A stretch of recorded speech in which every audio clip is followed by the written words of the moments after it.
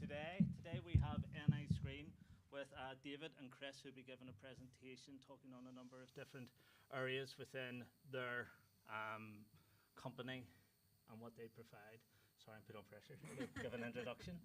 But I gave everybody an introduction in class this morning. We went on, we signed up for newsletters, etc., etc. We've done a little bit of research into what you provide already. So hopefully they're on the right foot to move forward. Brilliant. And they should all technically already know who you are anyway, Good. as we fully encourage it. So I'll leave you to it. Thank you very much. Thanks, Nick. I am David McConnell. I'm Head of Education at Northern Ireland Screen. And I'm with my colleague Chris Vaughan, who is the Skills Executive. So we'll do a bit of a handover between ourselves in terms of what Northern Ireland Screen does quite generally, and in terms of that education and skills landscape, because the one thing I want to come out of today is, one, you know a bit more about Northern Ireland Screen, what the options are, what the offer is, what resources there is. There's loads of contacts. There's loads of really, really good contact. We want you to know the portfolio of companies. I spoke to Nick recently about a couple of our local production companies and things as well to be involved in, because it's National Careers Week across the UK. So there's a number of things I've been doing this week and tying it in. But Northern Ireland Screen has to be your sort of first step when you're thinking about what industry you want to go into in terms of the screen industries. Because you might have a view of where it is right now, but that could change. Animation sector wasn't as strong as it was 10, 15 years ago. Now it absolutely is. Visual effects, etc., virtual production. You might have heard about Studio Ulster. It's a big Belfast City region deal project that I'll touch upon, because I want to get you thinking about that context of where you might end up, or where is your entry into the screen industries, because it is a vast sector. It's a disparate sector, but there's lots of opportunities. So us working as behalf of Northern Ireland Screen, we are working on behalf of a lot of industry, and we consult with them continuously. They're part of our boards. They're part of lots of our committees around skills and funding. So lots of opportunities.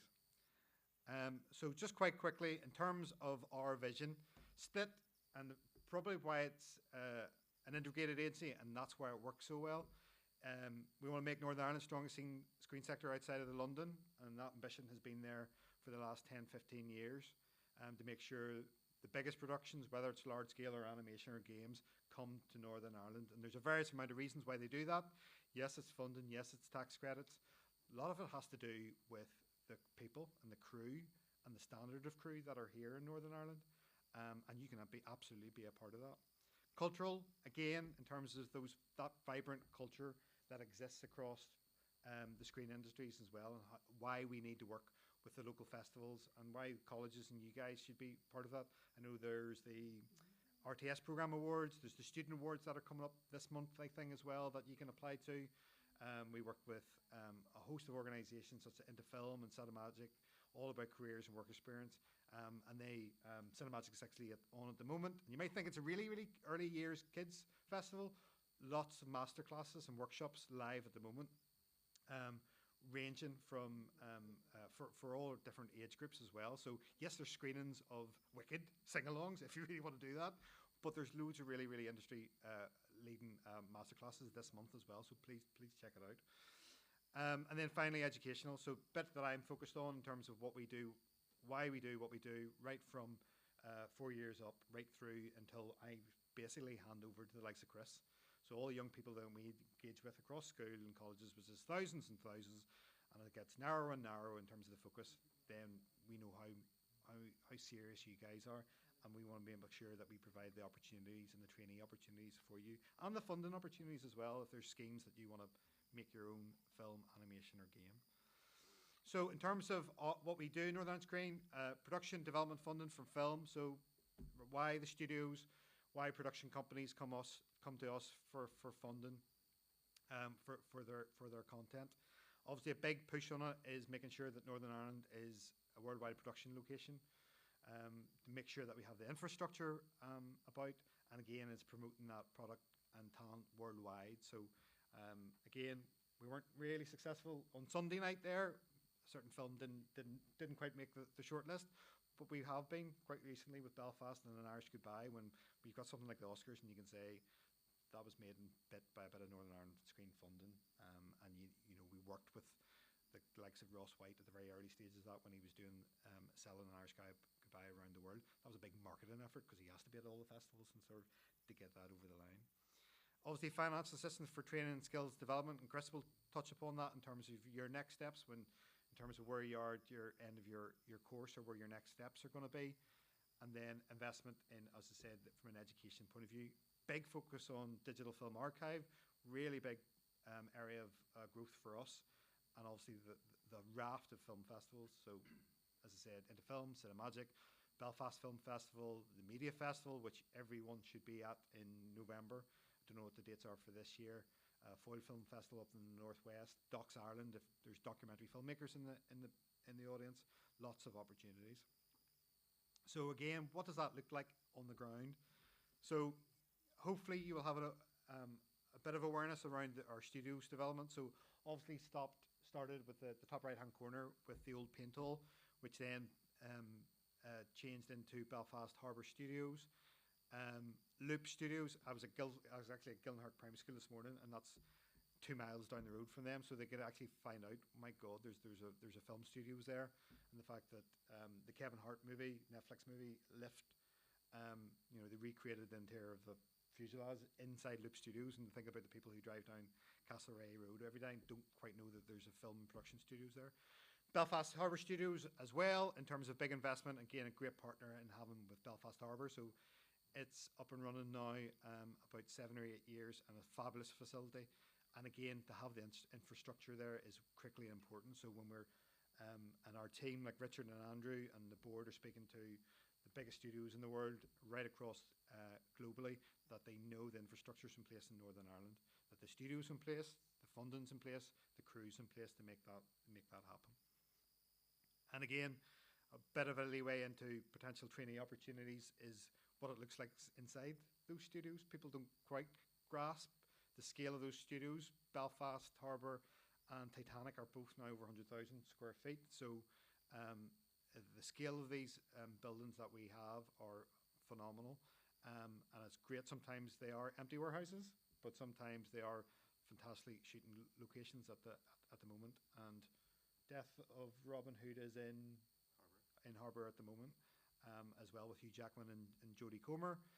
Again, by chance, one of the pupils, I think he was only 9 or 10, is on Death of Robin Hood and he's got lines with Hugh Jackman, so you can imagine the excitement within Gilnhart Primary School this morning.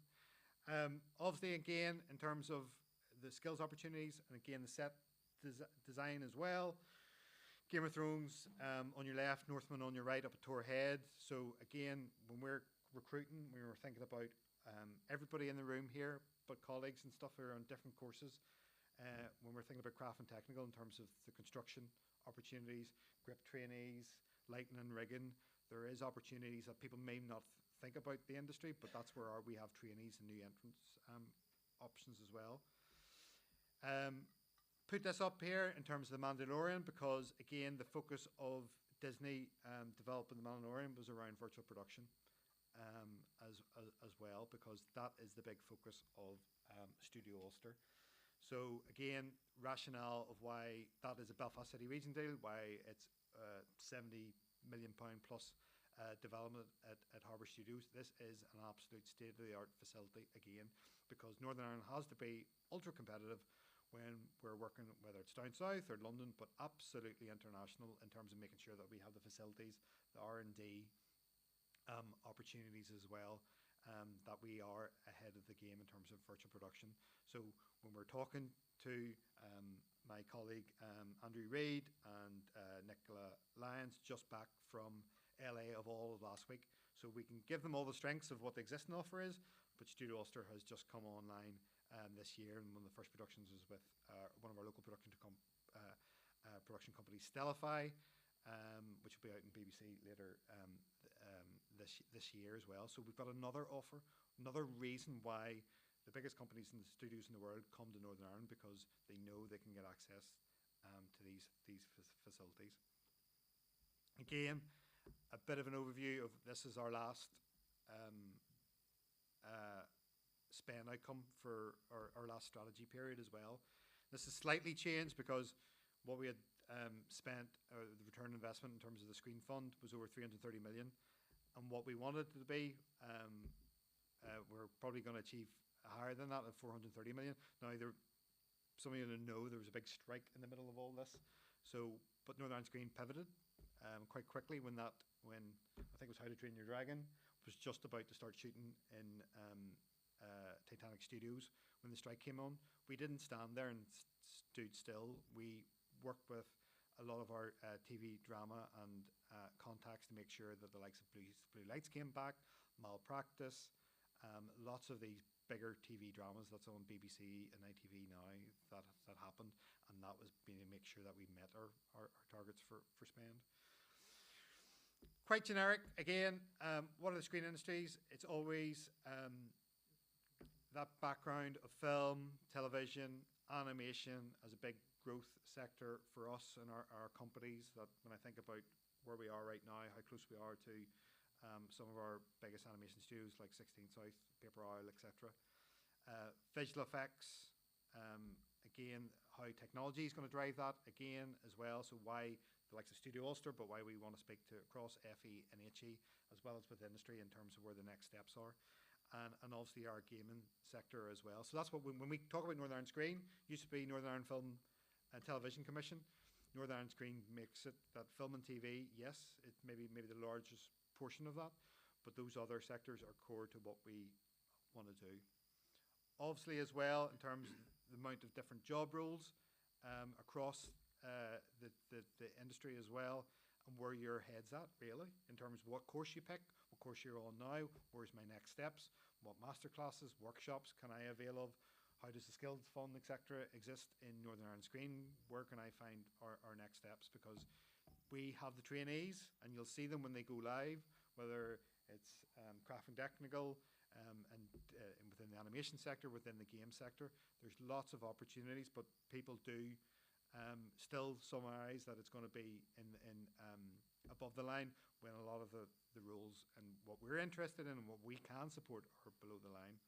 So I'm not going to list all of them, but again, this is where we obviously develop our trainee programs are based around as well, in terms of what you can get access to. And again, I don't know what all the age range is at the moment, but things that we are constantly involved with, and I know that it's usually an age range thing with our work experience program, which really, to be honest, is a school's work experience program, but goes up to 19, which is where we work hand in glove with industry to develop absolutely leading, rich vocational work experience program around these jobs. Before people think about their courses, or how do they learn new techniques, or how do they get the contacts, which is most important in their departments. And as well as that, we are working into our skills cluster program as well. So we want to work with the colleges more and more and more. Again, some of the content that's out there at the moment in terms of obviously animation, Puff and Rock, obviously TV series that's been on Netflix for a long time, up in Derry with Dog Ears, became our first animated feature last year. Dalglish, probably the last time we were in Bangor together was Dalglish was shooting last year in Bangor. I think we're on series 4 of it as well on Channel 5. Obviously, Nothing Compares, Sinead O'Connor documentary. Blue Lights will be on season 3 as well, hugely successful. Obviously, I mentioned the likes of Derry Girls and An Irish Goodbye, Show the Short. You know, that is people making their first short, and then yes, there's a huge trajectory to get to the Oscar, but that's where it came from. You think that I see the range of this. Sometimes it does make me laugh when you see Clive Murray and Mastermind, and then you have Kneecap. Rec as well. You know, when I look at Taddy Graham there on the left. She came out with me to Bloomfield School Collegiate, where she was an ex-pupil. Again, she's gone on to bigger, better things, but she's still, you know, we bring these people in terms of ambassadorial roles to connect young people, and new entrants in the sector of whatever age, into the sector. And then just a quick video from one of our animation studio, Taunt, which is recently on Disney Plus. It's been around a long time, but again, it's not. I'll show you a show reel of a lot of other productions, but this is from Taunt. Right, so here's a plan.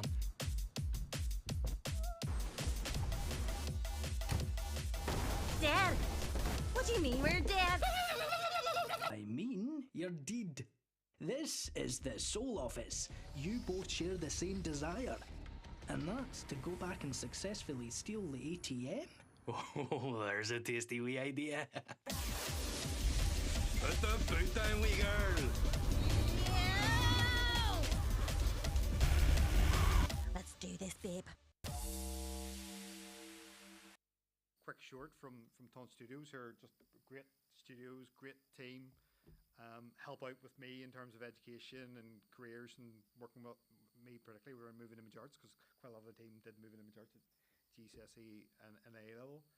Games, if that is on people's horizon as well. You know, there's lots of storytellers out there as well, and people, you know, I speak to people all the time who are thinking, well, you know, story means a short film, or it is going to be part of a TV, but games is a growing sector for us. There's challenging times internationally around the game sector, but that doesn't deter Northern Ireland Screen in terms of what we're involved in. So again, we're working with a whole host of organisations to help us make sure we do our outreach and make sure that access to whether it's the likes of BAFTA, UKI's, the trade body that we're working with actually at the moment in terms of games education. Next Gen Skills Academy are working with a number of colleges here in Northern Ireland to develop at the level 3 around games, visual effects and animation. I want to grow that consistently, and as well as making sure that we have our connections. We know that I'm not quite sure where we are with SERC, but I know in Ulster University, in Belfast and Magee, there's a big growth there in terms of games development and games design. We want to help part of that. So again, there's a rationale. One of our new board members is Noxie, who is the CEO of Hypixel, which is obviously developing the Hytale game that will come out soon as well. And like the ambitions of that team is, you know, they want that to be a $2 billion game. So the investment, the infrastructure around that, to work with Riot Games, etc., is to make sure that, again, from a Northern Ireland perspective, we're in the game space as well. Again, Incisive as well. It's just a quick trailer for what we're doing in terms of Dodgecraft and working funding this. Bring it back, bring it back, bring it back, bring it, bring it back, bring it back, bring it back, bring it, bring it back, bring it back, bring it back, bring it up, up. Bring it back, bring it back, bring it back, bring it back, bring it up, up. Bring it back, bring it back, bring it. Bring it back, bring it up, up.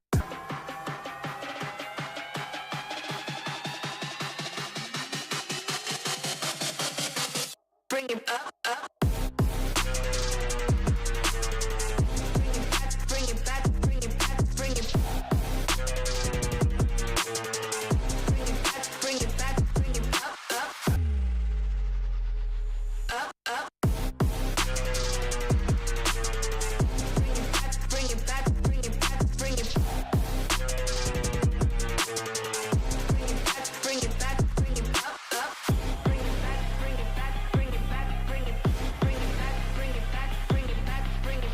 Bring it back, bring it back, bring it back, bring it.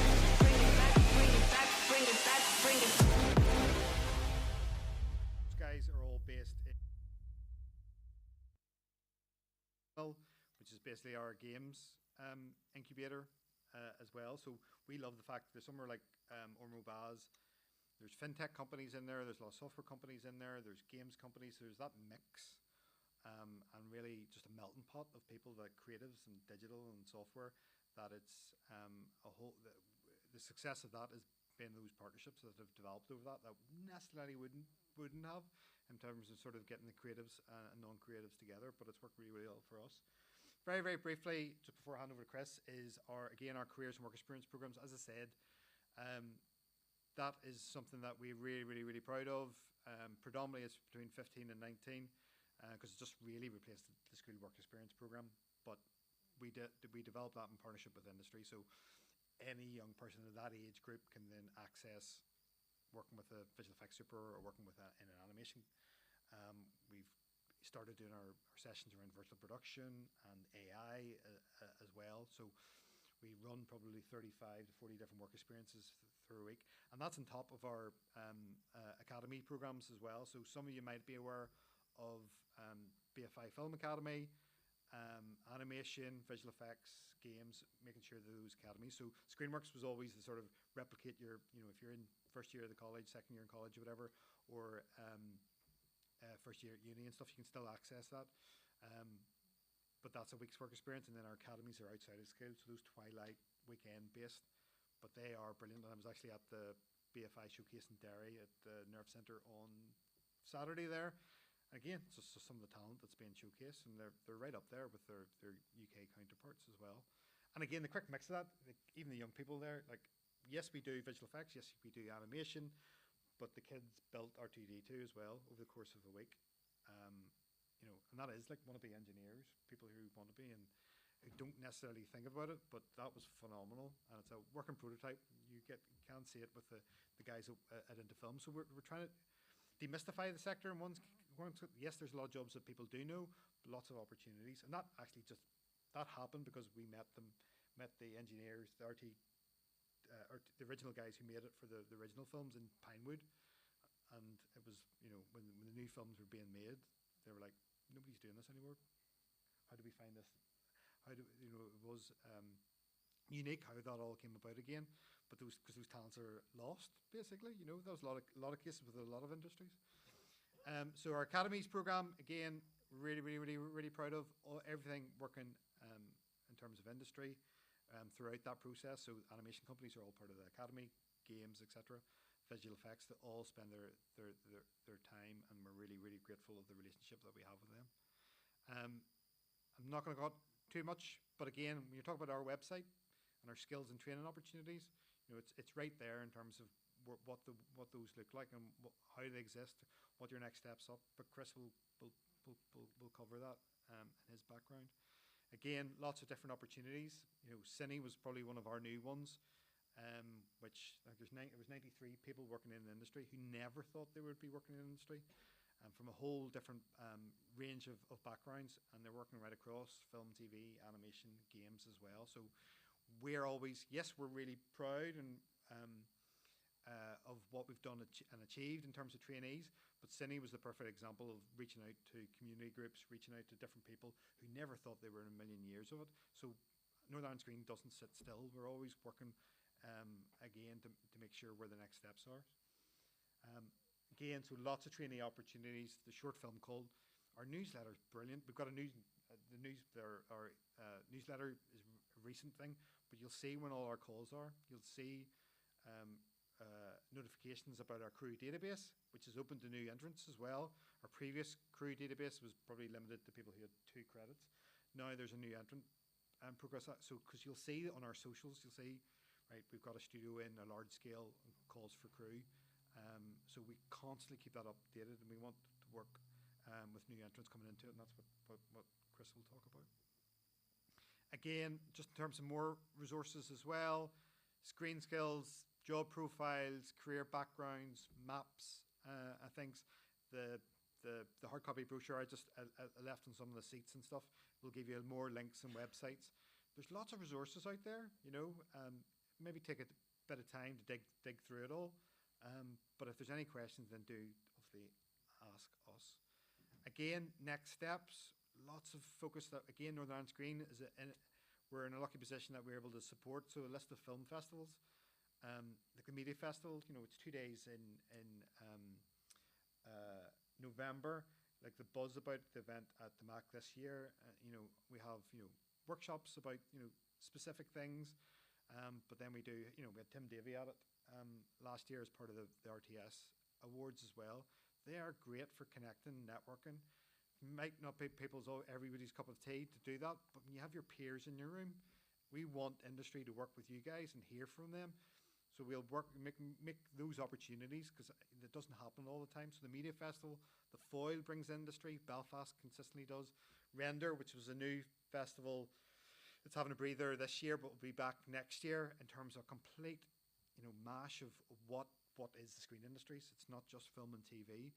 And the caliber of people that Render approached, like Pixar and Universal, all came to where is the place in Portview, Banana Block. Again, really like phenomenal speakers and stuff, and that's a real. You have to tap into that sort of network of masterclasses and workshops.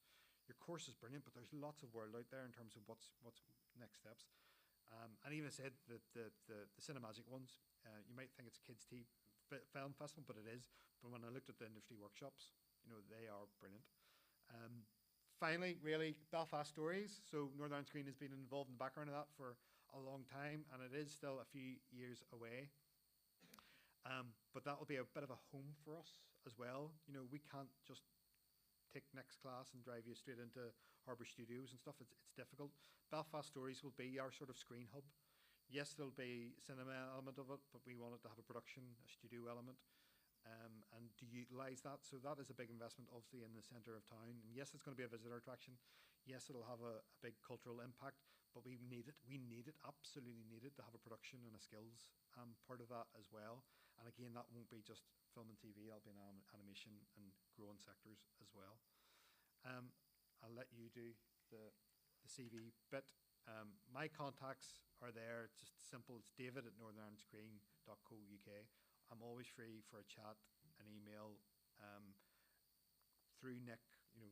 This won't be the only session, and we can come out to the colleges and things as well. But thank you very much, and we'll probably do questions after Chris is finished. All right. Thank you.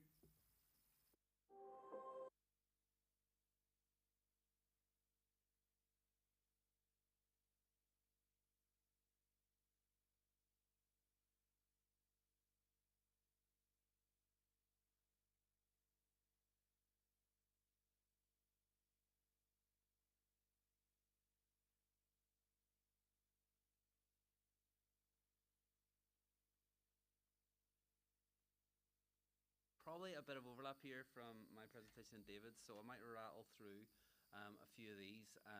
So my kind of main job is dealing with trainees and training. So we have over 100 trainees across all the different sectors at NI Screen that we employ and place out into production, because we feel that kind of production experience is the most valuable that you'll get. So kind of a variety of the different sort of sectors that we fund.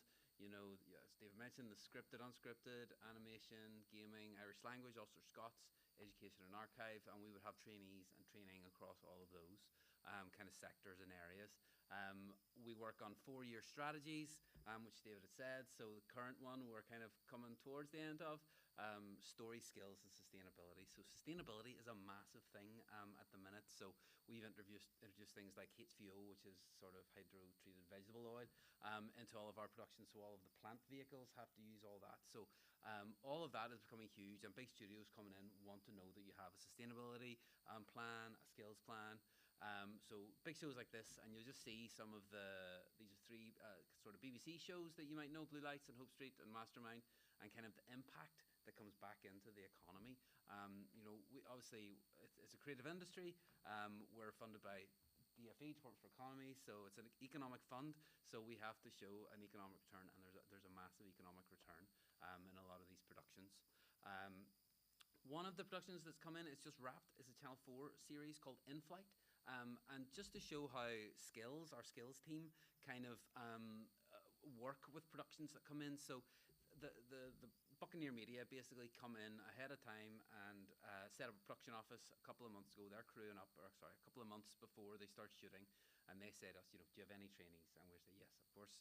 And an amazing opportunity for us to exploit the experience that they can get on that. So we had 5 NI Screen trainees across camera, sound, locations, costume, art department worked on that. We had a director shadow who worked really closely with Chris Baugh, and a producer shadow who worked really closely with Brendan Mullen, and 6 stepping up opportunities. So kind of mid-level crew who are, say if you're going from kind of trainee to assistant level, we can provide financial assistance to the productions to kind of facilitate that step up. This was an absolutely perfect example of us, trainees, and the journey you can go through as a trainee, because Chris and Brendan are both from here. They started off making shorts, NI Screen funded shorts, made their first kind of low budget feature with funding from NI Screen, and they've kind of come full circle now, and they're helping out the trainees, and it's exactly the way we want it to work. It's not an overnight thing, is one of the other things. I said that could be a 15 or 20 year kind of cycle for them. But, you know, if you're prepared to put in the time and the hard work, there's a path there. So that was kind of a HETV show.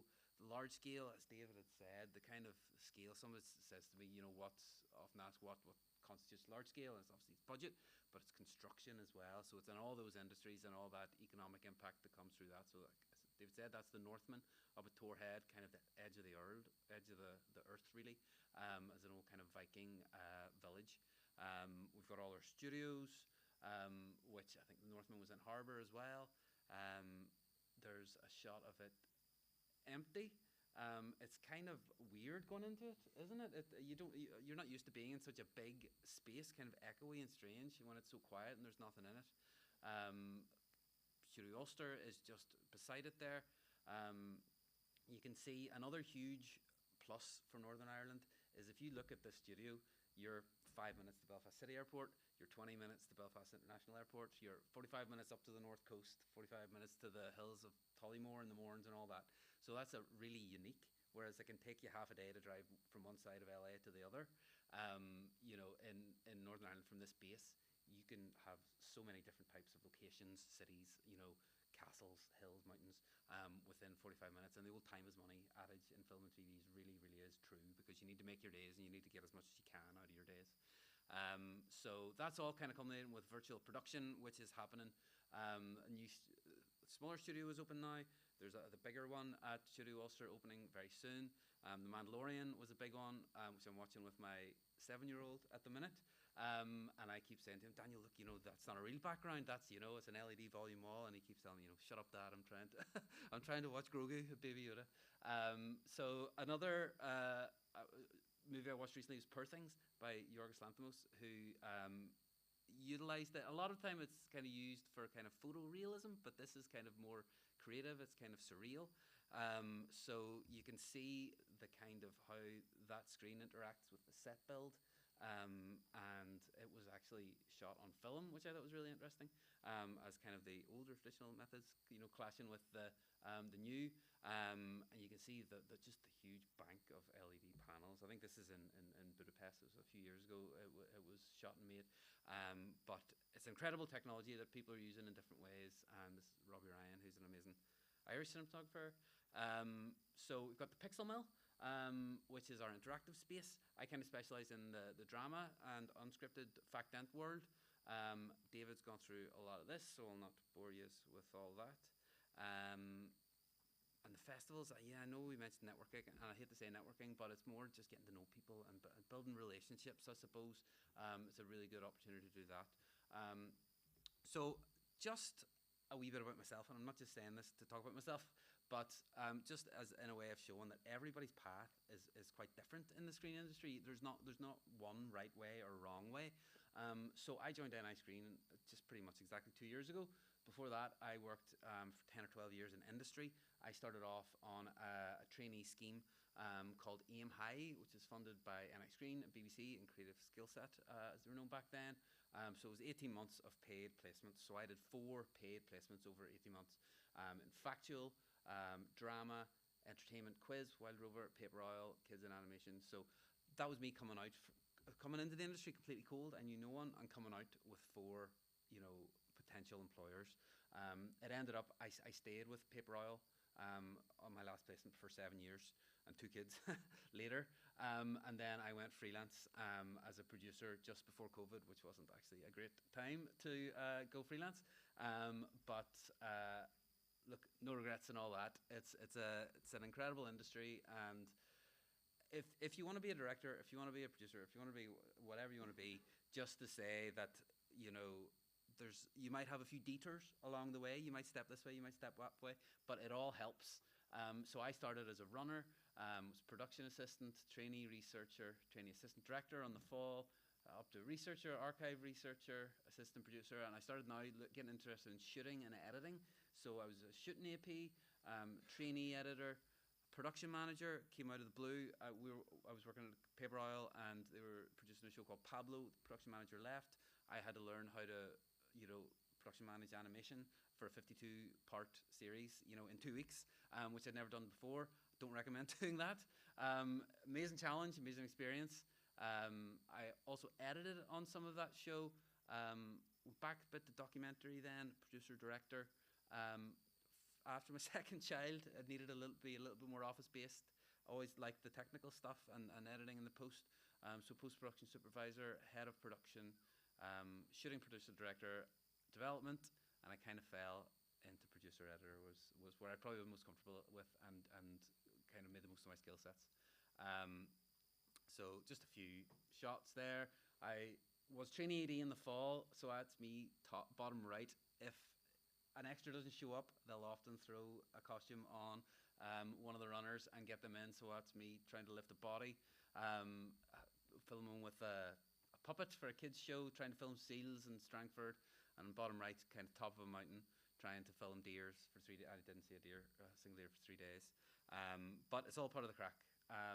So the last 2 things I worked on before I joined NI Screen, 2 documentaries, and I'm not just putting these up, again, just to blow the trumpet of awards and things, but you kind of have to do that. We're not great at that in Northern Ireland, at saying what we do well, and if you do something well, you have to put it down and don't feel that you're being boastful or anything about that. It could be just the kind of thing that sets you apart. So that was about male eating disorders with a company called Alley Cats, and this is a documentary about tug of war in Garva. Completely unknown world to me, and I think that's the favorite thing I've ever worked on. Just getting so involved with a small group of people that you knew nothing about, and following them, and them, letting you in. And I love that poster. I just love that poster as well. So again, in terms of skills and what NI Screen can do to help, there's the top 3 are probably the 3 main things that I look after at NI Screen. So production, craft, and technical scheme. So we have about 15 trainees on a rolling scheme, and we take them on our books for 2 years, and we pay them for 60 hours a week, which is kind of your kind of standard enough set week. And we'll place them on a variety of different types of shows, from your TV drama Blue Lights to How to Train Your Dragon, small independent features, Hope Street, kids TV drama. So you're getting to work on all the different types of shows and productions, and with all the different sizes of teams and all that. But you're also getting to know all of the HODs, all the heads of departments and supervisors and people who might be hiring you. So at the end of that 2 years, to be honest, we don't have much of a parachute or to help them, because they've already made all their connections. So they've had 8 or 10 credits coming out of those 2 years, which is, it's worth about 5 years really. So director producer shadowing is a route from short film to gain experience on bigger sets. So like I said, on In-Flight, we had Peter Young and Callum Harrison shadows who'd made NI Screen funded short films as director and producer. Once you've done one, you're kind of eligible to put forward for that. So they've got amazing experience from Chris and Brendan, and they're bringing that forward to their next bigger shots and projects. So short film, I think, is the one thing I always say to people to get involved with, because you get to make something, you get to show something. If someone says, you're going for a job, say, so what have you done? You can at least show this. And also, a lot of the professional crew do still work on short film between projects, or in between jobs or at weekends. So it's a good way of getting to know professional people, and they'll say, I worked with Dave on that short. We need someone in for a day to help out on Blue Lights. We'll get him in. So any opportunity you can get to do that is brilliant. And then stepping up, as it said, is kind of a fund that we have to take away the financial risk for allowing people to move up, which is great for your CV, higher credit, and development of your career. Skills bursaries, once you get a year in the industry, you can apply for, if there's any training you want to do, we'll pay up to 75% up to £2,000. And then, as I mentioned, with director, Chris and Brendan, the kind of pathway, and I don't say this to scare people, but it just, to kind of say that it's not an overnight thing. Of course you can be a director, if you want to be a filmmaker, but kind of everybody on a film set is a filmmaker. You know, you can be a filmmaker as a production designer or a location scout, art department. They're all filmmakers. There's one director on set, you know, and there's probably 150 crew members. So it's not to dissuade anybody from wanting to be a director, but just to say there's lots of other roles out there, and all are as valuable. So look, you might start with your short films that would make you eligible for shadowing on sort of kids TV drama. You go onto that, you learn, you know, they shoot 10 pages of script a day, which is a huge amount. You might pick up little tips and tricks of how to do things on a tight budget, you know, on shorter days a lot of time with young cast who are kind of constricted to kind of shorter days. You might go take what you've learned, make another short, do another shadowing placement, and then you might be looking at making your first feature. So that can be your kind of creative calling card. So that might be a £300,000, you know, feature, which sounds like loads, but once you have, you know, 30, 40 crew shooting for 2 or 3 weeks, you know, you don't be long burning through it. And then you might look to, okay, so you've done that, you've got a calling card, you're a director. You know, you can maybe look into, you know, you did a shadowing placement on a kids show, Pickle Storm, a couple of years ago. They're still a great thing about kids shows is they tend to run for repeating series, you know, 3 and 4 series, 5. So you could go back and, you know, and talk about maybe directing second unit, splinter unit stuff, pickup scenes or whatever, or, you know, if you've made a really good impression, maybe they might let you direct an episode. And then, you know, it could be, again, I'm not trying to scare people away, but, you know, after 10 years or 15 years, you know, you could be directing the likes of Blue Lights and things like that. So so the pathway is there, and we're NI Screen are very, very happy to support at every step of that journey. So David touched on a wee bit the screen cluster. Again, loads of brilliant training, pathways, CPD, and innovative kind of all of that great VP stuff now, and visual effects. That's everything's kind of blurring in the middle a wee bit, and it's quite exciting time. So again, I was before joining Screen, I was a freelancer for about 5 years, and to be honest, the majority of the workforce will be freelancer, kind of short-term contractors. So you have to kind of you have to do things that you're not maybe used to doing. So selling yourself, so getting a good CV. I think a 1-page, 2-page max. I'd say one is plenty when you're starting out. Apply for appropriate jobs. You know, there's really no point applying for you know, a director of Blue Lights if you've only directed a short. You know, and again, I say that you would be surprised at the email addresses people. So, you know, partydude69@hotmail.com. You know, maybe get a Jimmy Smith film. You know, a proper professional email address to use. Motivation and resilience. You know, there's a lot of rejection in every level. So use any feedback that you get and try and help it and move on. If you do get an opportunity, I think a lot of the you know, working in TV and film, it can be kind of mystified, you know, and you can keep it quite simple as, you know, get there early, get stuff done. If you're asked to do something, do it. You know, you can ask questions, but do the simple things and be reliable and dependable, and people will want you back, you know. So if you build your reputation, if you can make your team's job easier by you being there, they're going to want you around, so you'll get asked back. As I said, with my own journey, it was kind of over and back and in and out of animation and documentary and drama, so that's all good. I think it's all experience and all valuable. So again, the boring stuff I always say is plan for a career. You know, pension, taxes, annual leave, know your rights. If you do want to make it a career, you have to do all that sort of stuff. I've kind of 2 kids and a mortgage now, and you know, and I would have set a wee bit aside from my freelance wage every month to pay my taxes, and then at the end of every year when I did my taxes, if I had anything left, I would throw it into my pension, which it's hard to do when you don't know how much you're going to be earning this year, you don't know how much you're going to be earning next year, but even small amounts, it all kind of builds up. So David has gone through a lot of this, so definitely sign up for the crew database, and if anybody has any questions anytime, give me a shout. All right.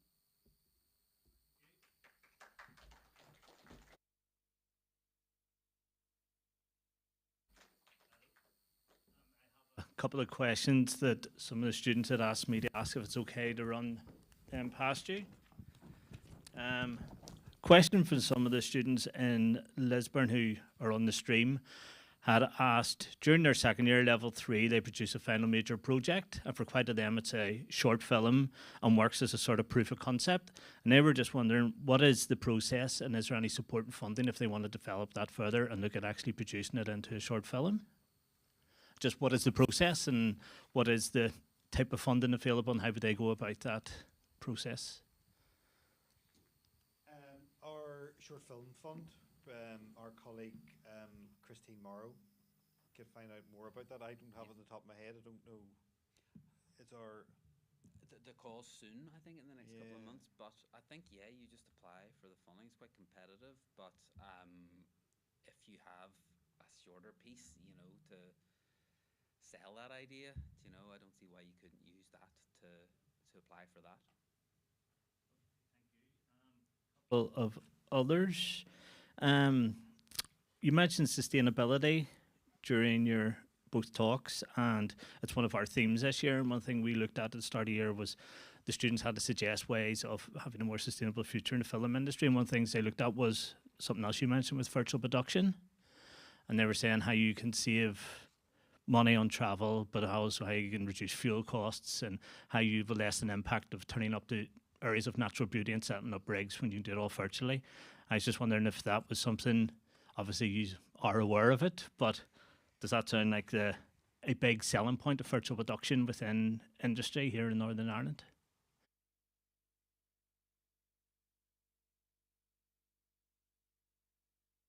sustainability, because there's lots of terminologies, lots of language used for sustainability. We wanted actions. So, when you think about the plant, when we're thinking about the HVO, that was a practical in terms of what went through oil-wise on sets. It was huge. So we were able to, I can't even think of the figures off the top of my head, but it made such a big difference. And to get all those big studios on board was radically changed that. Even things like oleo as well. Oleo, isn't it? Oleo Yeah. is in terms of food wastage as well. Catering trucks, all the waste at the end of the day that is split across local community groups. We were deadly serious about that. It certainly was not a tick box from us. And I know my colleague Gavin Kelly would be a passionate one, because he's developing that, and Northern Ireland Screen is taking the lead in that context. So virtual production, we know it's a new technology. There's still there's a huge learning curve into it, but there is a rationale for cutting costs as well. It's probably still an expensive thing, in terms of the technology and what the studio landscape that you need. But it's another one, because it's travel. I suppose we're a wee bit of an outlier where we still have to be competitive and fly people from London to be based in Northern Ireland. So we try to offset that by doing all those HVO things in the food waste. Anything that we can do, and it's great. It's great to have Chris and the likes of Gavin in, because both recent coming in from industry, so they know what's realistic to do. Lots of people can be grandstanding and talk about big policies and stuff. Very, very quickly around sustainability, it's actions, and that has made such a difference. HVO one is made one, and the food wastage, even from a point of view of making sure that food does not. It's one of the big bugbears of mine when you see food waste. We know that's went, and especially in that catering environment on a film set, it's huge. Now that's all being gone. So they get redistributed to kind of families in need, any meals that are kind of left over at the end of the day. And that just wouldn't have happened before, just been thrown in the bin, and so lots to learn, Nick, but all those things are be taken seriously. It'll be interesting to see, our next strategy is from 26 to 30. The ambitions is again for us is, what are we going to do again? That was great. What are we going to do more of? Thank you. Another question. Quite a lot of the productions that you showed were from external production companies, and also a lot from internal. How do you balance supporting that sort of grassroots, homegrown productions compared to external? How do you sort of support and balance the two? Do you have an abundance of internal and external?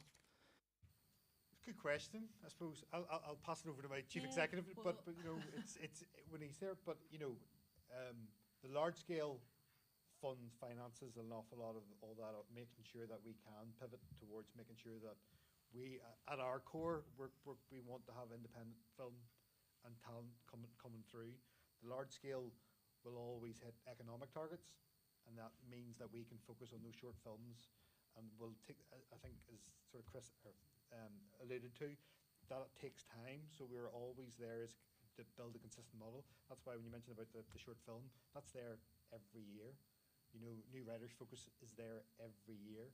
So we have to make an argument. A balancing act is probably with anything as a public body, is speak to the likes of the department to say, you know, this is the amount of jobs you're going to support, this is the return on investment that those productions are going to be, and the local stuff as well. So, you know, it's great. Like Blue Lights is obviously local talent coming through on a TV series, and it will still generate significant income.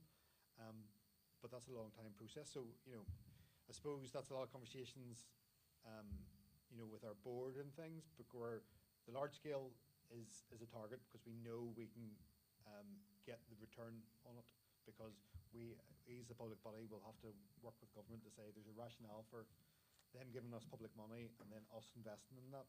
But that investment will grow, and it'll be a large ratio that whatever we give HBO, they will return that multiple times, and that multiple times pays for all the homegrown talent and funding and skills development, or else we just wouldn't have it. So we have to get that balancing act. Yeah, and the likes of, say, Line of Duty and those shows that aren't indigenously set in Northern Ireland but come in here as a production base. So as part of our funding, we'll mandate that they still have to spend a certain amount locally, but also hire, I think it's 8 out of the 11 key heads of department as local heads of department. So so you know, they're not always just flying in all of their directors and DOP. You know, they still need to build that talent and crew base here, and there's plenty of you know, there was a shortage maybe of production accountants a few years ago. We kind of worked and trained people up and stuff, and now, you know, so we try and react like that. But yeah, I just don't want people to think that, you know, a show that comes in here, a Dalglish or whatever, that is, you know, set in England and, you know, it's English cast and all that. It's not an English crew, you know, it's predominantly a local crew, because there's plenty of very, very capable. And we were obviously very lucky with the likes of Game of Thrones and stuff. So, of course, I can't quite think what the percentage was in terms of crew, local crew for season 1, but I knew it had grown significantly by the final season, and that's our job, to make sure that we put those parameters in place to make sure that the Northern Ireland crew base and those things. So I know at that stage it would have been obviously quite low. It's a big American show, but by the final season, we know that that investment has played off, not just from a funding point of view, from a skills and a crew skill. I think at one stage, 1 in 10 people seemed to be an extra in Game of Thrones. Every time I went out at the weekend, everyone was, looking shriveled. Yeah, it's a very common thing. One last question, and before I see if anybody else wants to ask a question, to move on to the placements and those sort of skills development programs, I take it they're very popular. What could the students do to make themselves more appealable or sellable to move into those? I know you mentioned CV, but what advice would you give the students to make them more sellable to move into those positions? Way we're funded, we have obviously very clear and transparent recruitment policies. So if we have a job up and there's essential criteria for a camera trainee and there's 5 things there, you have to clearly show how you meet each of those eligibility criteria in your application form. So if you don't, then we can't put you forward. So that's just very simply. But I think as well, then, you know, if you work in a bar or a shop, or if your uncle's farm or something, that's all good stuff as well. Put that in, because it's like shows that, you know, you're good with dealing with people. You don't mind a bit of hard work, hard graft. And at the start, you know, again, it's like the director thing journey. If you want to be a DOP, you know, you might at the start be just laying out kit or getting the tea or whatever. Do you know what I mean? You're not going to be operating straight away. So just showing that you're keen and enthusiastic and don't mind a bit of hard work. Your aptitude, you know, it's absolutely aptitude. I'm sure, you know, this will be covered and stuff with you, Nick, and stuff, but it is the aptitude of that person saying, you enthusiasm things, your academic journey is really, really important stuff. But the stuff you do, especially you want to work in this industry, the stuff you do outside of your course, outside of your class, the fun stuff that you work on, that's short. That you're not thinking, well, that's not great. You're building your skill set when you're doing that. You're learning a new software tool. You're learning editing that you didn't think you were doing. All that sort of stuff is what industry, we're trying to act on behalf of them because we're placing them in their companies. So that's the questions, that's where we're thinking about them when we're placing you. And know the companies. So if you're going for an opportunity with Paper Owl, or know exactly the content that's being involved in. If we'll do a craft and technical, but we'll do Irish language broadcast fund trainees. So what Irish language content you watching? Know the companies. It sounds simple, but honestly, what industry will keep on coming back to us. They'll ask a question about their particular, what has paper. Can you name Paper Owl shows? And Watch the credits. yeah, people won't. So that bit of R&D, which will take you no time really, in terms of you're going for working with Stellify. What have they done? That's what they want to hear. They want to hear somebody who's enthusiastic about joining that company and knows what they've been involved in as well. And it sounds simple, but honestly, it is really, really important. Thank you. Does anybody else have any questions? Hi, Aaron Toland, Creative Media Level 3 Year 1. I just have a few questions. So earlier mentioned you talked about creating a reel for yourself to really sell yourself and put yourself out there. I wanted to ask, how would you best distribute that reel, and how could you further promote your reputation for creating media online? Are you a director, or camera, or editing, or? As anything, really? It's hard. I would keep it short. A minute and a half to 2 minutes, really, in terms of platforms. Vimeo seems to be, a lot of people do it on YouTube. Different VFX and animation. There's different sorts of platforms that people use, but I think Vimeo would maybe be the main one that I've seen and come across. It's difficult if you want to be a director or an editor to kind of keep that down to 1.5 minutes, because you want to put in scenes rather than shots. If you're a DOP, it's maybe easier just to put in a lot of nice shots. But yeah, get your point across quickly, I think, because if people are watching showreels or looking at CVs, they're going to be looking at 100, so you need to grab them straight away. If it's passworded, this sounds stupid, but send the password, do you know what I mean? Or have it unlisted or whatever. If someone can't access it, or it's a dead link or whatever, you're bottom of the pile in the bin, I'd say. So yeah, just make it as easy as people can. Yeah, I'm sure it can be. Because we actually did another event with Belfast Met a couple of weeks ago with we were lucky enough to have the director of Kung Fu Panda over, but the two MDs of local companies, Gavin Halpin and Dean, both said 2 minutes for the show reel. They both said that we work with them, we consistently involve them in that recruitment process, but it came direct from their mouth. Yeah. At that thing only 2 weeks ago, like keep it to 2 minutes. Yeah. And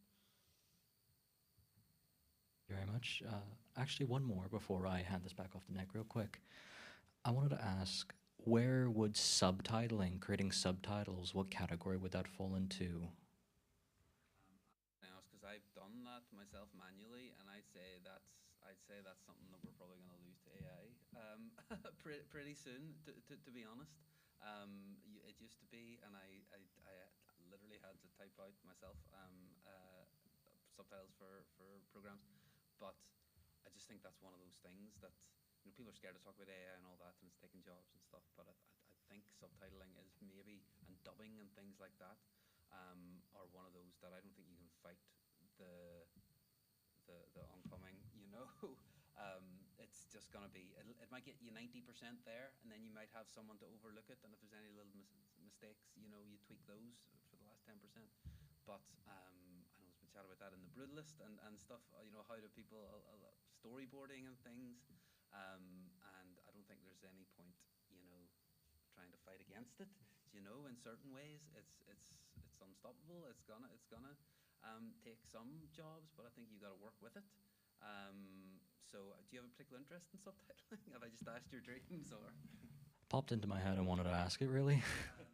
But no, good question. But I just think it's one of those things. It's quite manually intensive, and if it can be done easier and cheaper, like it doesn't like it's not great for us to say that, but I think industry, as you know, if you're an animation company and you know I work on a 52-part animation show, you have to subtitle it all, you have to do it in Irish, you have to do it in 20 other languages. You know, you could pay someone tens of thousands of pounds to do that. But if you know, if AI can do it, you know, not that we promote that or anything, you know, but it's just one of those things that I think is maybe kind of going that way. You two, if you got anyone who needs any hands on your projects, it's just arntoland@gmail.com if you want me. Anybody else have a question? We're all good? Can I go for one, Nick? Sure. Hi, just a wee follow-up question on the AI thing. I know it's very much a work in progress, and we're all kind of scrambling with, you know, whether or not there are opportunities or threats. Is there a strategy? There might not be a general strategy, but there might be strategies relating to individual aspects and uses of AI. I mean, Chris, you mentioned a couple of little applications there, but I'm just wondering if there is an overall strategy or a plan for how we deal with threats or opportunities relating to that. I think we've done. It's like when you mentioned that word, like strategy or research, it could be, you know, dead in the river the next week type of thing. So we've worked with Queen's in terms of doing like an industry engagement piece around that. I know Ulster will be doing a big piece around, you know, Studio Ulster. It's to keep it relevant. We can't wait for a strategy document because it's pointless. You know, we could stick a, you know, what's AI going to do to screen industries and ChatGPT, and I'll probably tell you as much as we can now in terms of doing our own R&D. So I think it's just constantly evolving, and I think the industry pieces really find out is like that practical example is stuff that's, when it comes down to it, industry will say, is that going to save us money? Is that going to bring down the schedule? And that's the important bit. So AI, oh, it's such a conundrum, but yes, there's going to be opportunities. It's that balancing act of what it actually looks like, and we're supposed we need industry to be in the room with us to tell us what it is. So we do work with a whole host of industry people that are on that side of it. The screen cluster, skills cluster program that Chris mentioned at the end, we have an innovative strand in that, so that is looking at AI to a certain virtual production, just for us as an agency to try to keep on top of that. But industry are telling us, you know, so I don't think we're going to like present the document anytime soon to go, here's what AI is going to do, because we know even with the cluster program, you know, we approach that with the BFI, for example, and the BFI said, well, we're going to do our own thing. There's lots of that probably happening. I'm sure there's lots of research. What will it tell us that's anything different that that industry aren't problem solving themselves at the moment? Be a bit of a scramble where nobody really knows what's going to come of it. I think if they're honest, they don't know. That's the main. It's that genuinely people could say, well, this is what it's going to do, and you know, threats and opportunities. I think for us is just you know, throughout that process of how it evolves and stuff, then there is going to be, but I don't think there's, because it's just going to, you don't want to be seen to be completely out of date, and how do you catch up with it as well? So, like, powers that be, like our bosses, the likes of Andrew and Richard, I know Andrew especially, he's part of the AI collaboration group, which is, you know, it's not just about the screen industry, it's every industry in Northern Ireland. So we're at the forefront as much as we can be. So that's where we need to be, and learn from every other sector. It's not just about a screen industry thing. It's a much wider piece than that. Okay.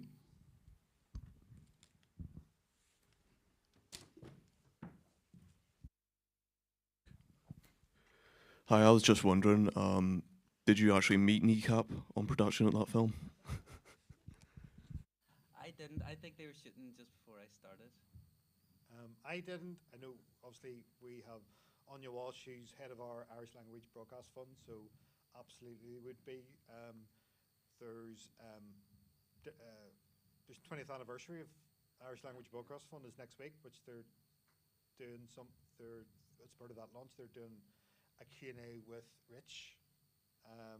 So yes, there probably is with trainees on it? We did. I was going to say we had probably maybe 4 or 5 trainees on it, and when it was shooting, that was before the whole all kind of marketing push and the awards and all that, and they were just working on a local independent film, at the time, and then 2 years later, it's all this multi-award winning, BAFTA winning, beast, which is amazing, and it just goes to show, the journey that things can go on. But brilliant for the trainees now to come out and say, that was 2 years ago, we finished now.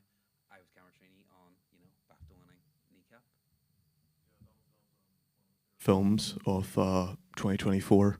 So it's a shame it got shortlisted at the Oscars.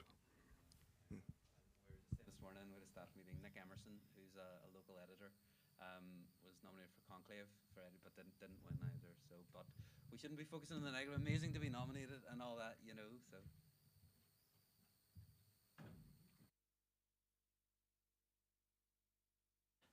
All good? All good.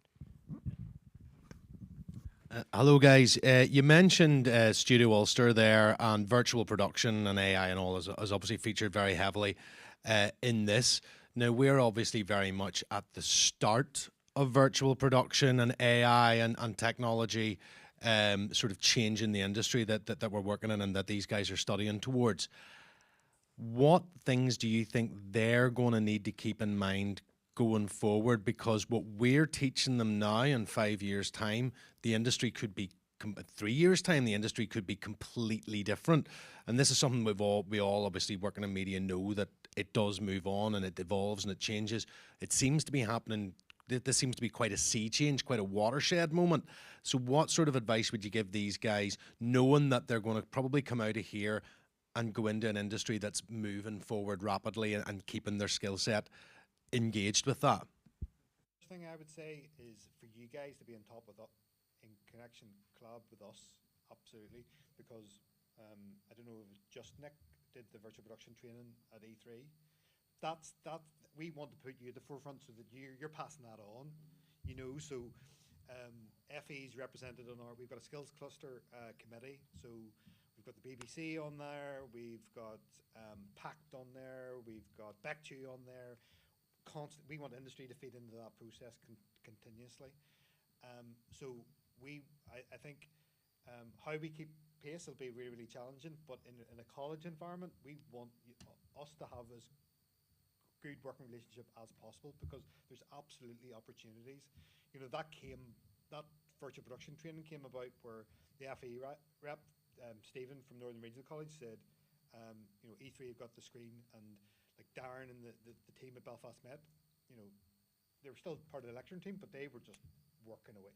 That was them problem solving. So that was a lot of learning that they were happy to pass on. So that's what I want in action, like a hub across the colleges to, learn across, how does that impact everything? So if that's, exactly what I think, if we can manage that relationship between Northern Ireland's Green and a college infrastructure, and if that's about lecturers who be passing that on, that's important, because we had a college and industry roundtable before Christmas, and industry want to know what's happening in here, and college want to know, well, how do I bring more and more industry in? Because the only way you're going to be able to do that is bring industry in.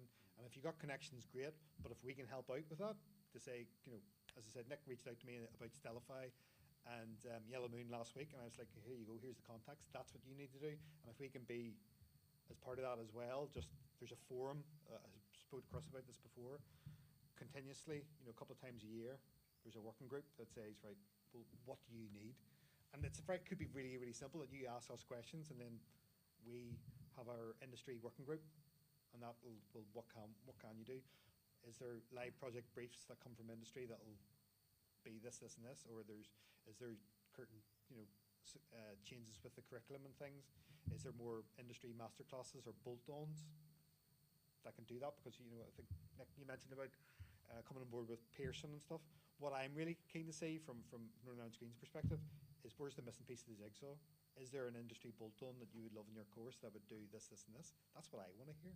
And that's why the Skills Cluster program is one element of doing that, because that's what it's there to do, is to bridge the pathways to make sure that everybody in the room has the best opportunity, hears it from industry practitioners who are doing that. So I think that's that's one thing. I don't know if you want to add anything in terms of these guys. No, I think like a lot of the colleges and students are in a better position than local crew base because some of the facilities do have access to volumes and LED screens, you know, and so they can have hands-on access. Whereas there's just been that one, you know, project so far, the Titanic project in Studio Ulster. But I think what I've done anyway as well is just there's loads of stuff on YouTube and you know, just going and nerding out and podcasts and things. And I think if just being interested in stuff and you know, absorbing yourself with all of that. Yeah, and we did a partnership with Ulster before Studio Ulster as well for crew predominantly at first one. So we've I don't know how many crew became part of. We did a virtual production training for about 6 months Well, if you for guys local crew. So again, you know, it depends on all levels of crew need to be involved in that process, but they evolved that. So that was introductions into virtual productions, introductions into Unreal Engine. That stuff is available. We were doing out predominantly on the crew at the moment, but then there's other opportunities, and I know I would like to think there's lecturing opportunities, and then potentially if we do things with new entrants as well, you know. And the best thing I thought about that virtual production training was going in our wee group of 10. There was kind of myself, there was a VFX person, a DOP, a sound person, a first AD, and they were all asking different questions. And an accountant was there as well, you know, so they were how much does this cost? The first AD was asking if I'm bringing cast on to the wall, do they react differently than a green screen than if you're on location? Is that going to take more time? The sound guy was asking, you know, is there a buzz? Do you know, is there a buzz off it? All these little things that you mightn't consider, but I just think having that more rounded appreciation of all of the issues and you know, considerations are really, you know, from interesting. I find it, you know, from a nerdy kind of point of view, but just practically really useful as well, just to understand it better. And I go back to my point about, I know we were trying to invite you, Nick, to the event that we did with, you know, not every day we have the director of Kung Fu Panda in Northern Ireland, you know, those events, but it was packed. It was like 100 odd people at Belfast Met, and a lot of students, people doing OCNs, people in the industry. There are those things where you hear that, and then there's more opportunities to do more industry Q&As and masterclasses and workshops. That's what you want to be able to do. And like, if we can help, we will do it, you know, and bring it together. So those, I want to make sure the industry and the colleges are closely connected as well, because these guys will benefit out of it as much as possible, and then know that they can apply to Chris for the skills, you know, the trainee opportunities as well. So, you know, the guys at Belfast Net were a perfect example of that, because they'd just been firefighting. It's a technology that they weren't complete skilled in, but they are now, because they've just been constantly battling with it, whether it's software, whether it's lighting, whether when it crashes, all that sort of stuff, and they've become experts. And the fact that we did the crew training, I would say there'll be more and more opportunities as the technology grows, and yep, absolutely take advantage of it, you know, when it comes online. Things going wrong and mistakes happening was as much of a learning experience Yeah. as things going right. Yeah. Because constantly every day they Yeah. were trying to find new strategies Yeah. to deal with It's- issues they were having. It's funny, you guys talking about the gaming industry and animation has now very much been considered part of NI Screen. We literally have just been having very tentative conversations with our art department who do animation and our games design department about could we synergize up and sort of partner up and do things together, because like the games design people are saying, you know, my guys love games, but they very much think in ones and zeros. You know, they need somebody to put meat on the bones of the story of this. They need art design. So for us, I suppose it's about realizing that you don't have to know how to do everything. You need to know how to get things done. Would that be about right? And I think in terms of, I know it doesn't help maybe everybody in the room, but the way we focus on the work experience Screenworks thing at a younger age and the academies, they making those deciders, because there's programmers in the room, there's artists in the room, and they can see where they can set their own studio up afterwards, because I'm not interested in that. I don't have the skill set for that, but they work as a team to do that, because when we do the Games Academy, it's a melting pot of people that are doing, some are the storytellers, but some are the programmers and things, and that's what we always do, is you know, it is a wee element of find your tribe, but what's my skill set and what I can, you know, where it is, and where's that right course. And I think that's why you should get into the industry. You know, you don't want to be a lone tortured artist. You know, you want to get in and you collaborate and you want to work with people from disciplines and people bringing different things. You know, And as you said, it's all a bit new, but it's exciting, do you know, and you're working stuff out, do you know, and I think that's as creative as anything, you know. Teaching these type of courses compared to some others that are a lot more dry. It's sort of bringing that out in people and having that sort of medium that people can join in with others and do collaborations and create content, etc., etc. So, yeah, that definitely helps within the classroom, and that should all pass on to industry. You could potentially do something like, but I know, go back to Belfast Met, like they do the Kelly show. The Kelly show, people think, Kelly show? What is that? Is that some 60s TV show?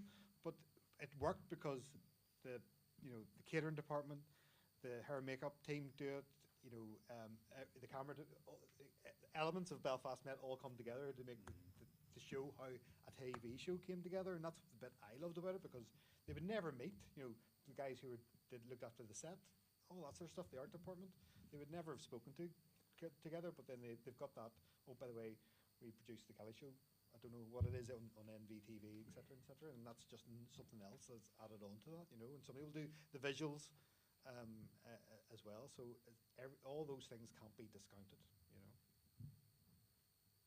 Is that us? Is that us? Everybody all good? Yes? Good luck, everybody. Okay. Guys, can we say thank you and give another round of applause? Thank you very much.